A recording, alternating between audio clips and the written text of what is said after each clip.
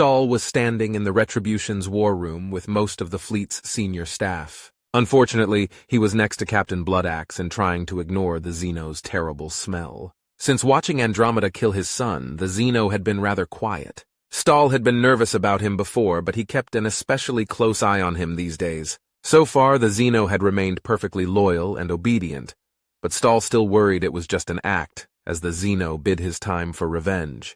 However, Andromeda treated him as her loyal captain, and Stahl couldn't bring it up without appearing to be xenophobic once more. He stopped looking at the ugly four-armed Xeno, however, and focused on Andromeda once more. You've all likely seen the reports of our engagement with the Kresh. Their ships are entirely unprepared for any serious engagement. We had little trouble eliminating most of their fleet. What gives us concern was our boarding of their flagship. The reports and rumors you've likely heard by now are true. They had some sort of psychic device that froze Bloodaxe's teams in place. Crimson 2 was there. She nodded at the Shark and Xeno, who bowed his head and then spoke up. At first, teams pushed into the ship as my team established a command station. We heard talk of an enemy engaging with bladed weapons only. No ranged weapons. We expected a quick victory. Instead, as teams reached a large open room, communications slowed and then stopped. Teams that followed didn't report sounds of battle and then stopped talking as well. I was about to urge reinforcements when I felt unable to do anything. All thoughts to try and move or act were stopped. I simply stood, feeling tired, as if too tired to do anything but stand.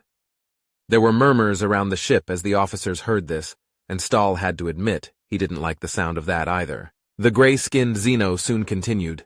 It is difficult for me to know how long I stayed like this, but communication logs suggest for half an hour at least I could not act. Then the feeling dropped away and I was free once more. I immediately received reports that enemy was going berserk. They were killing each other, tearing apart the ship and attacking our team with equal fervor. What happened? General Granger asked. He was Andromeda's ground commander and one of the oldest officers left on the fleet. He was completely dedicated to Admiral Suvakov, and by extension Andromeda, but Stahl wasn't sure how much longer the old soldier would be able to maintain his work. Even so, Stahl had to appreciate that he was also in his dress uniform. The two of them were some of the few remaining Confederate diehards. A berserker known by the name Savik was later found in some sort of meditation room used by the Kresh.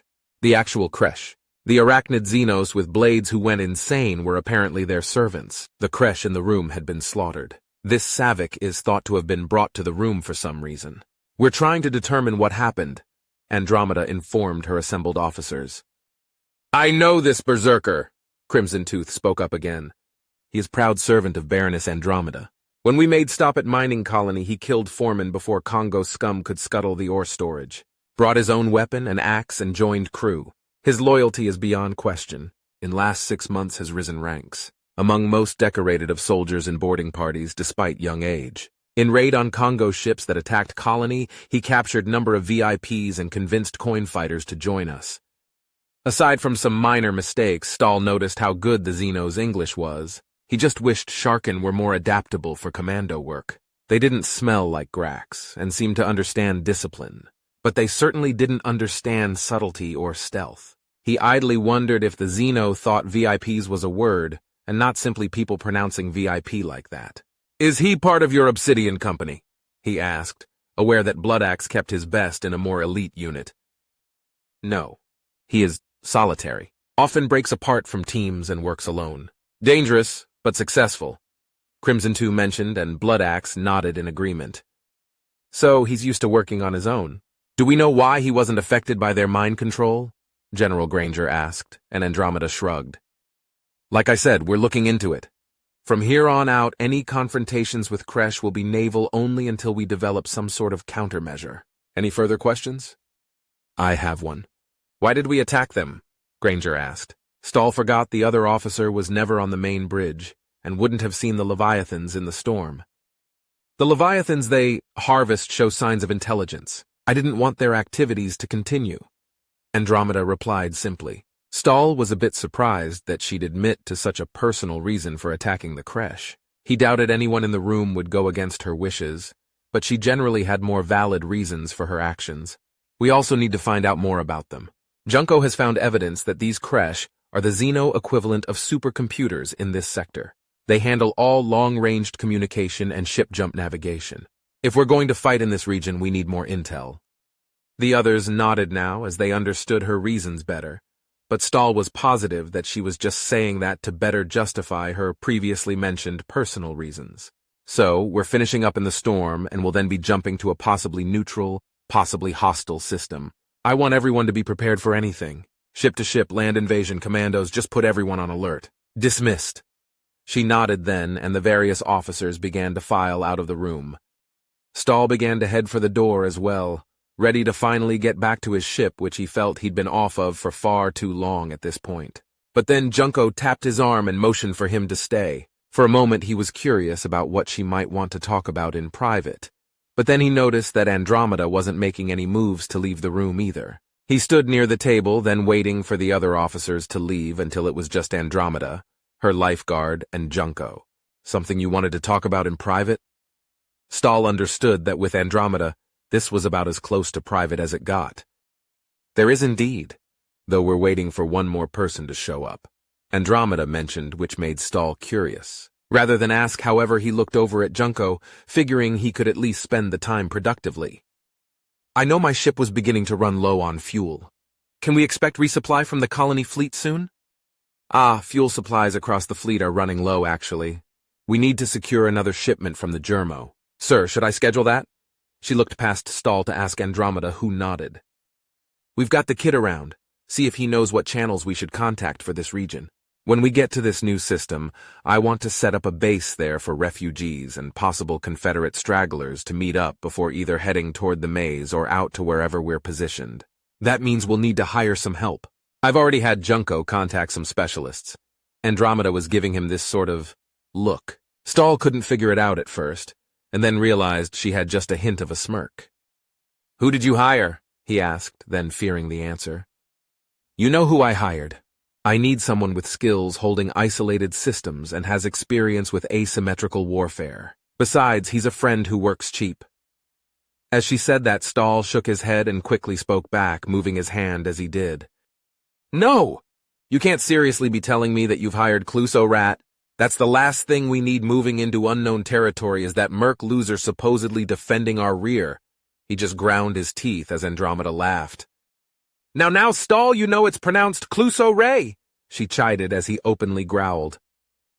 I'm not the one who gave him the nickname the Rat, and it stuck for a reason. He hissed out, starting to get angry that Andromeda was toying with him like this, but he made himself relax. He's a specialist. He's got the skills, troops, and resources we need for this very mission. There's no talking me out of it unless you've got a better suggestion, she said, and Stahl quickly tried to think through mercenaries who could do the job and weren't the Rat. Tostalski? He tried first. Dead. He was the one protecting the refugee world the Congos just found, Andromeda said, which made Stahl sigh.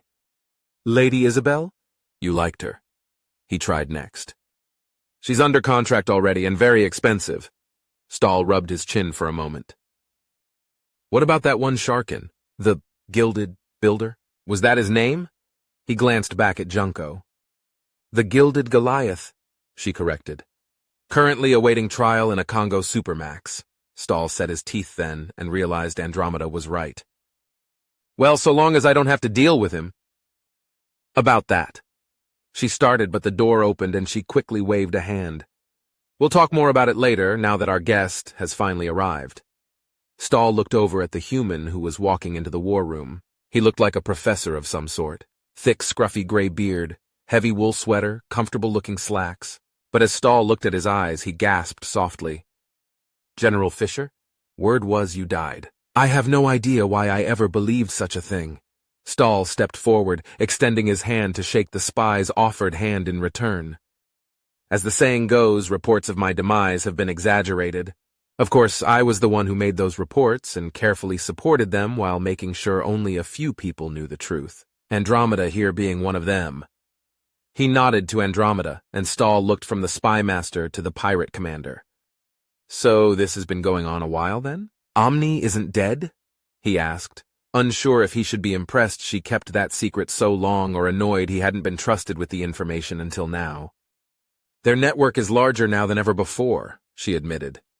though mostly under different names since the official end of the war. You didn't think I honestly kept all my share of the treasure in a vault just for the hell of it, did you? I'm already a pirate. Financing spy operations with hard-to-trace money is pretty easy.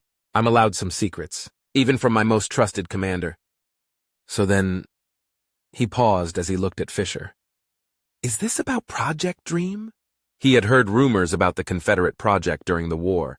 He'd been too busy fighting the Congos to pay much attention, but even then what he'd heard had been unnerving. It is, and it isn't, Fisher replied, loving his cryptic speech as always. Dream was never totally successful, but it did teach us a great many things, one of which is how to detect the sorts of readings those who might possess psychic abilities give out. I had one of my men analyze the berserker, Savik. He isn't psychic. In fact, his brain patterns are perfectly attuned as a receiver for the kind of signals that they use. I think that's why he was chosen by the creche. His mind was easy for them to manipulate and they wanted to have a look at him. As for what happened on the bridge, there I'm at a loss. Stahl thought it over for a moment. Crimson Tooth mentioned his loyalty to Andromeda. Could be they slipped up and brought the worst possible candidate up to them? I mean, he's a berserker with an axe. What if they lost control and he just killed them?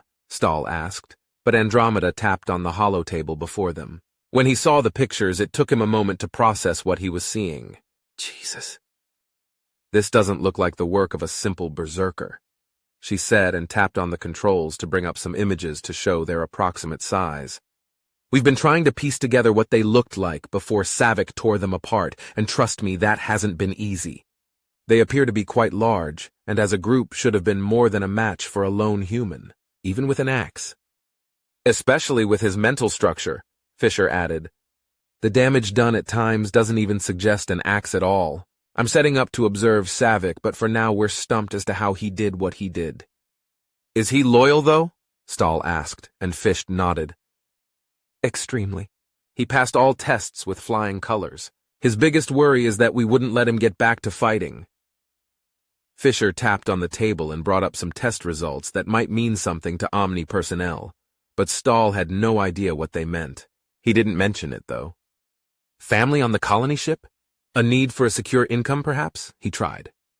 His only connection is some whore he rents an apartment for, some sort of long-term deal. It doesn't seem to be directly related.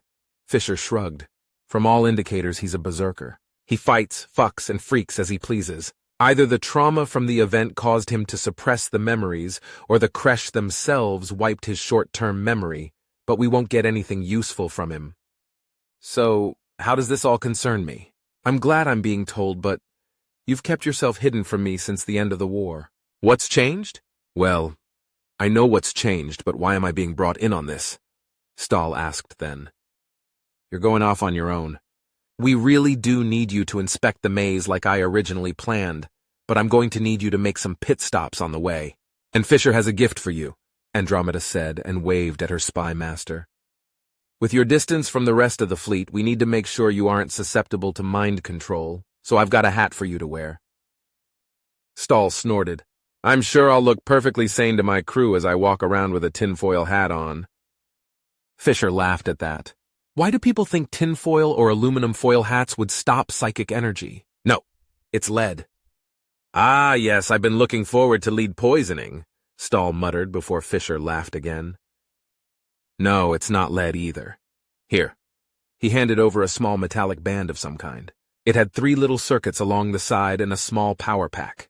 It was just a little warm to his touch. It should fit on the inside of your hat. Stahl removed his dress uniform cap then, and tucked the metal band into the lining. When he put it back on, he felt a little pressure at the 3 points, but it wasn't much. That's not so bad. I'm assuming you've already got one? He asked Andromeda, but she just grinned wide at him. I don't need one. Why not? He asked and looked at Fisher. Ah, our fearless commander here is what we had deemed to be an outlier in our projects. She doesn't have psychic abilities, but a background energy that directly interacts and inhibits direct psychic contact. The added bonus is her physical presence has a tendency to drive psychics mad.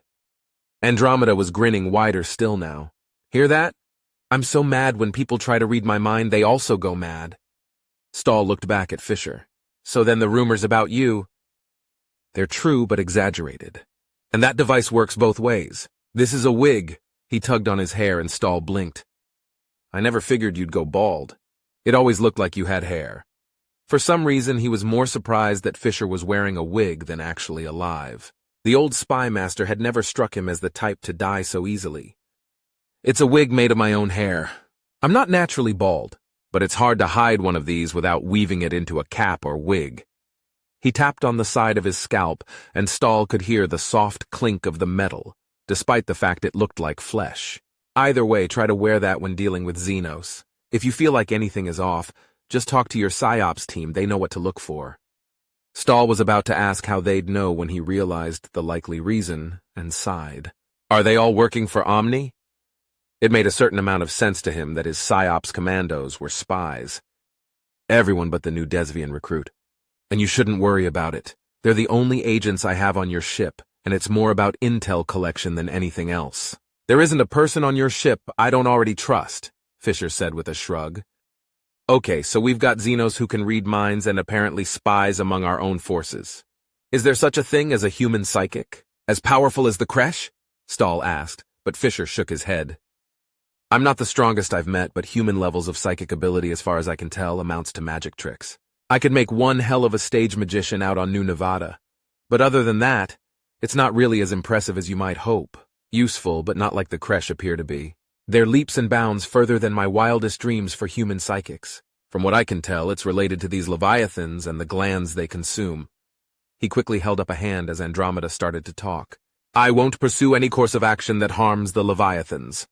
But you should know they are projecting some form of mild psychic field. You said yourself I'm immune to that sort of thing. They aren't mind-controlling me into protecting them, Andromeda said defensively, and Fisher shrugged. I just wanted to make it known. So why am I the only one here for this? Stahl asked as he glanced around the room. Sure, Andromeda's guards were here, but why not the other officers? He was curious. This is what the Kresh look like, Andromeda said as she tapped on the holotable. That looks like a Grax, Stahl said immediately as he looked at the image. More aquatic, but certainly they have to be related. We think they might be. The space spiders on their ship destroyed all the statues when they went nuts, so we don't think anyone on the boarding teams realized yet that the Kresh looked so similar. We don't want it widely known until we can learn more. Don't forget this system was heavily influenced by some sort of architects, Andromeda mentioned, and the Grax showed signs of being left on that death world on purpose. If there's a connection, we need to find it before someone exploits anything we're unaware of. I don't want Bloodaxe to worry about this just yet. What if they can? He's got quite a few Grax spread through his crew. It could be disastrous, Stahl mentioned. I have people in place to ensure that doesn't happen, Fisher promised, which made Stahl snort. Of course you do. Well then, is there anything else you need me for? He asked Andromeda. Don't go too far. I might want you near me to improve my commanding appearance when I negotiate with the Germo for more fuel, she said, which made Stahl sigh. Happy to serve, Commander. He hated being eye candy for his boss. Sir, if you can spare me for a bit, could I get Captain Stahl's help for a minute? Junko asked to Stahl's surprise, and Andromeda's too, it looked like. Don't see why not. Did you already have someone talk to... Yonatan is heading to the bridge to try and get a hold of the Germo in the region for you. Avi is already there so he can hear the offers. By the time you get there, they'll give you what options there are, Junko said, and Andromeda laughed softly. How did I get shit done before you? All right, you can steal my captain for a bit. I'll holler if I need either of you. Fisher, make yourself scarce. You're a dead man, you know. If you walk around too much, people might think you're a zombie. I'll get back to work, sir, Fisher said with a nod. Stahl couldn't remember ever hearing the spy master call someone sir before. Soon enough, though, Stahl was left in the war room with Junko, who motioned for him to follow her. They headed out and down the hall through Andromeda's private sector of the ship. The Desvian captain has been quite helpful with our efforts so far. I was hoping you could give him a little history lesson that he's been asking me about, and I figured it would be best to talk to an expert. She explained as she led him through the ship. What lesson is that? Stahl asked, curious now. He wants to know more about Admiral Suvakov. He finds it hard to believe he could be so successful. All I know is that according to Andromeda he is, and there's lots of evidence to support this. I'm not a military historian. He nodded as Junko said that. Of course, she'd try to make sure she had the best sources for any task. Soon enough, she led him into the room Andromeda had been working to turn into a museum for her father. Inside was a painting of Victor in his uniform graduating from the academy, then one for each ship he commanded, including the Retribution.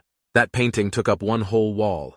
There were also artifacts in glass cases around the room, but he noticed they didn't have any placards to explain what was inside. Stahl knew them all very well, however. The Desvian was standing at the holotable in the middle of the room, struggling to make it work as it tapped, and then smacked various commands.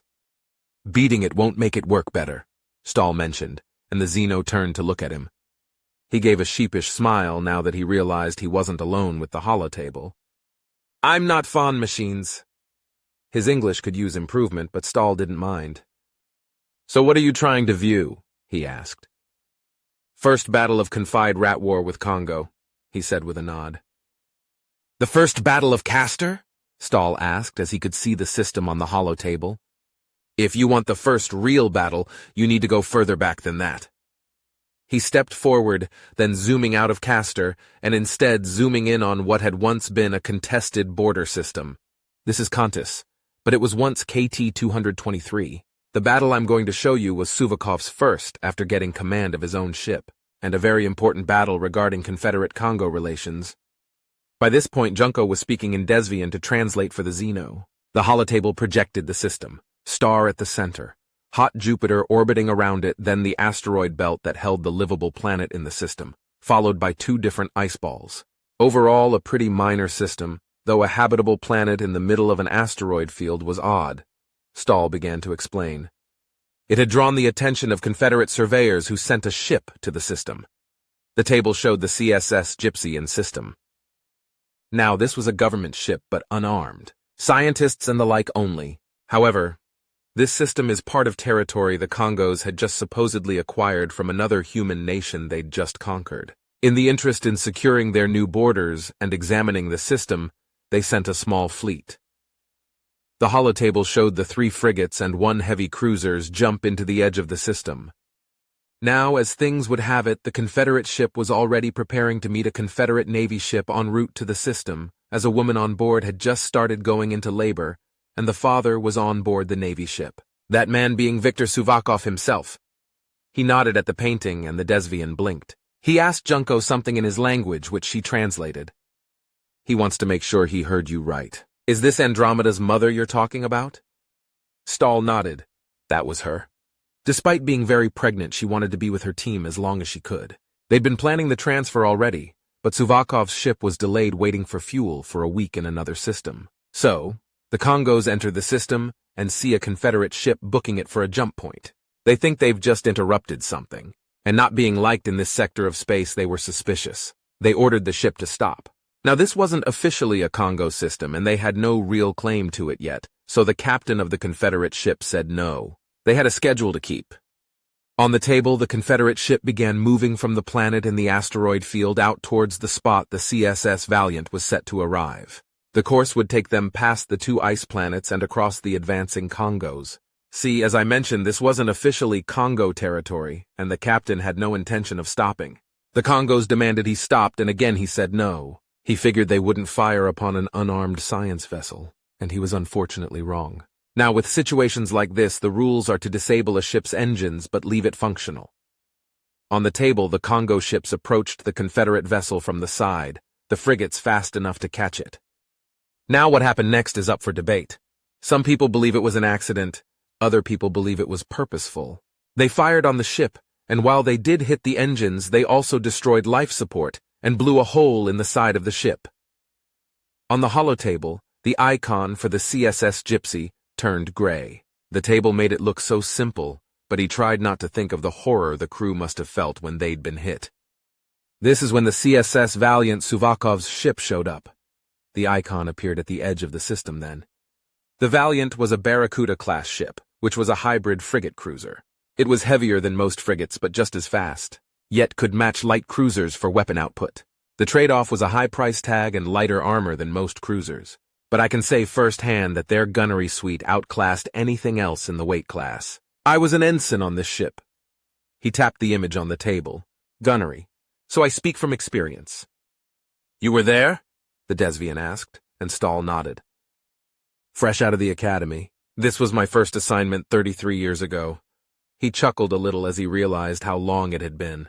We jumped into the system and got a desperate call from the gypsy. Life support was gone, multiple dead, running out of oxygen, and of course Victor's wife Tessa was in labor. His face.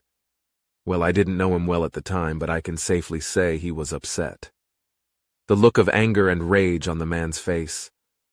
Upset was the understatement of Stahl's life. The Congos demanded we stand down, but they weren't moving to help the crew of the gypsy, citing concerns of hidden explosives or some sort of trap.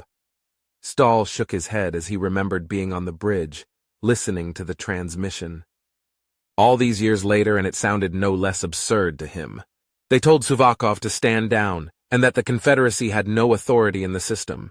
His reply? He remembered Suvakov screaming at the screen. "Tell that to my face, you little shit!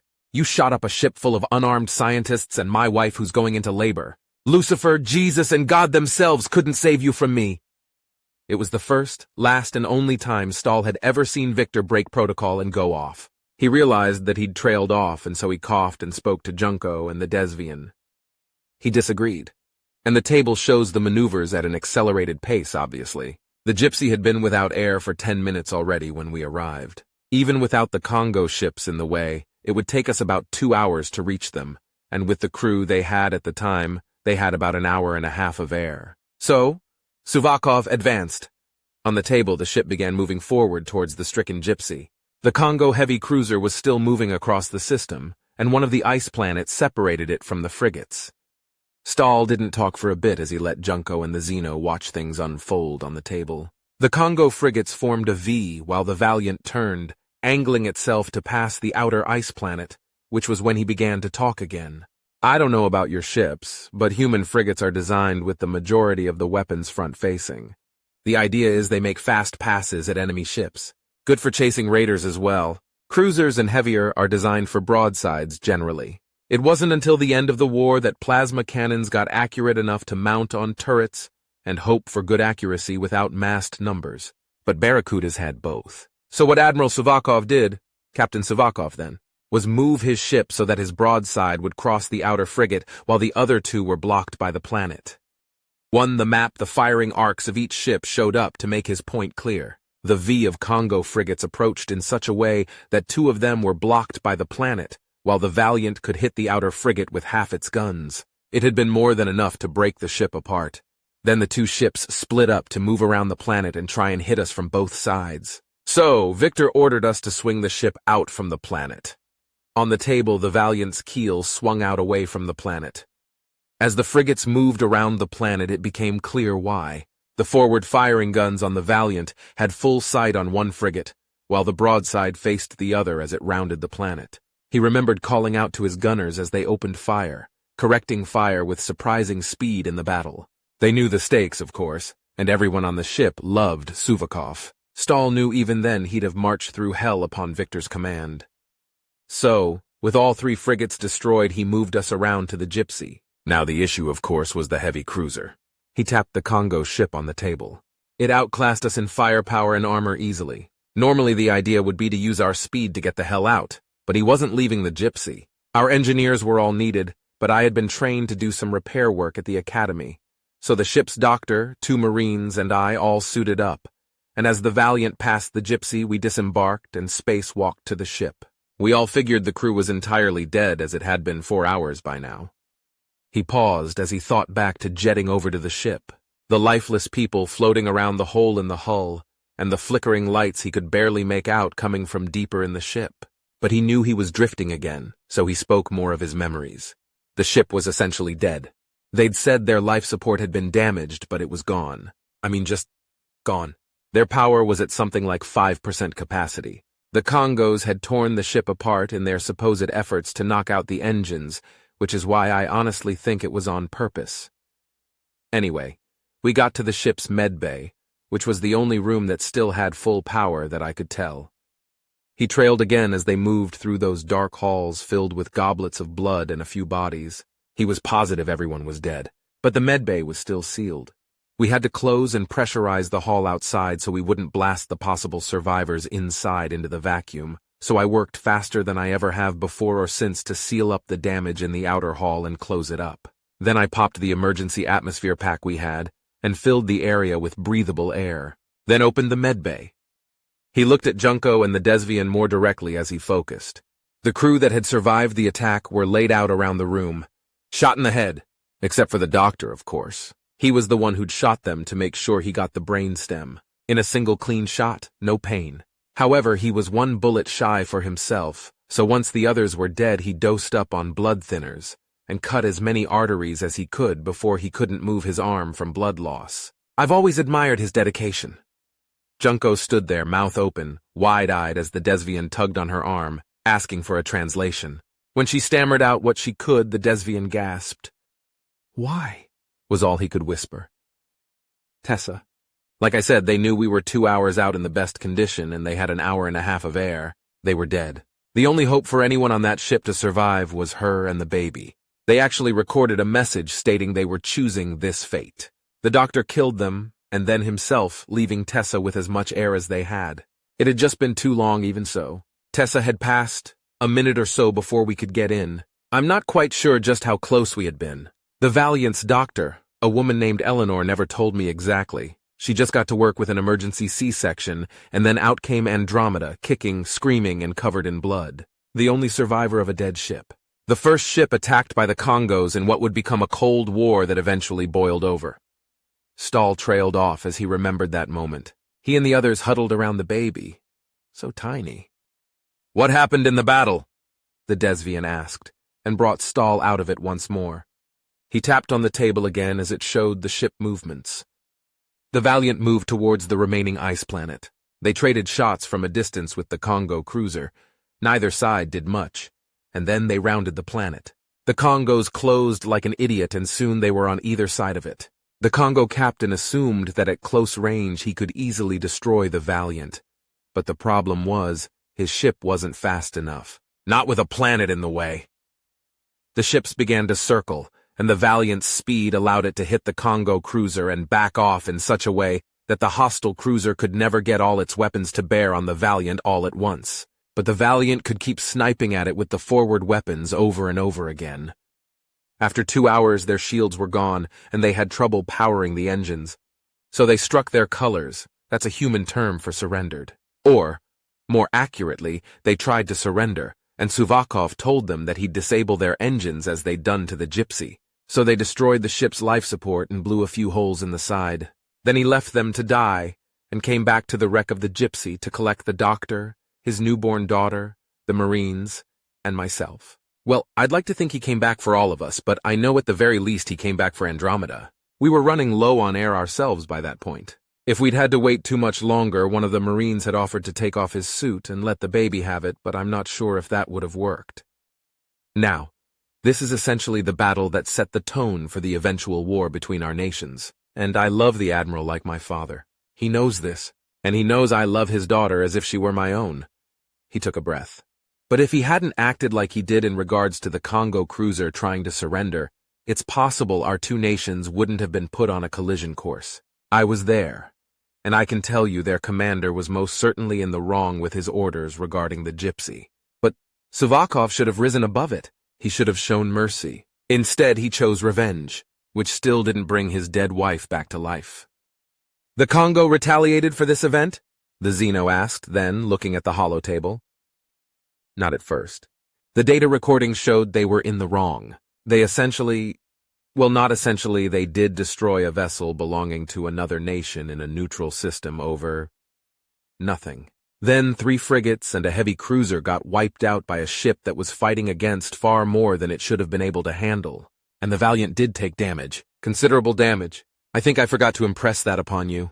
We didn't come away unscathed. But we did come away from a fight no one else did.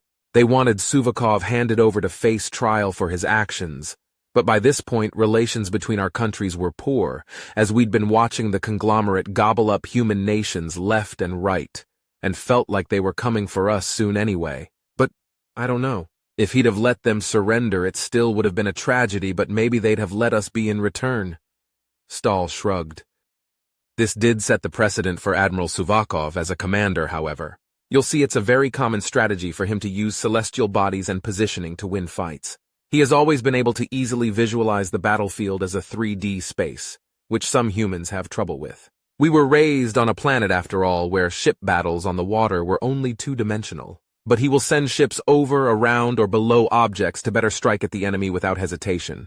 And he shows an instant command of ship positioning around these bodies as well, using them to block fire or direct it. He nodded at the table. You'll see that more when I take you through his numerous victories during the war. Do we have time for more? The Xeno asked, obviously curious now. I don't see why not. But I think this might also help you understand Andromeda's hatred for the conglomerate. They killed her mother, nearly killing her in the process. They destroyed her home and have always been the enemy. It goes without saying it impacted how her father treated her. I know he loves her dearly, but you could always sort of see when he looked at her he saw his dead wife.